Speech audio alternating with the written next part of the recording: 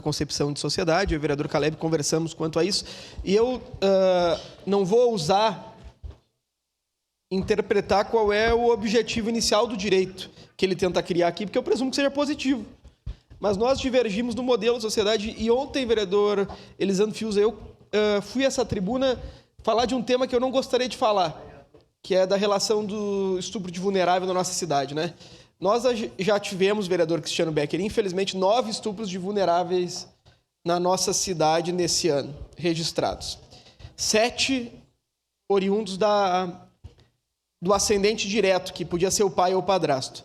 E 2 de um ascendente indireto, que era o avô, ou de um colateral, que era um tio.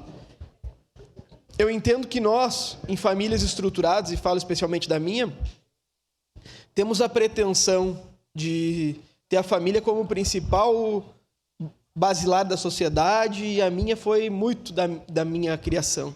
Agora, infelizmente, a sociedade é feita de gente muito boa e de gente muito ruim. E eu gostaria de legislar só para o bom, mas a gente está aqui para legislar para o ruim também.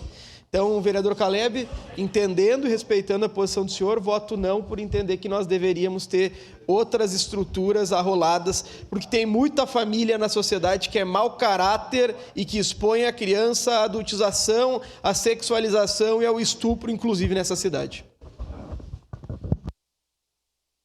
Obrigado, vereador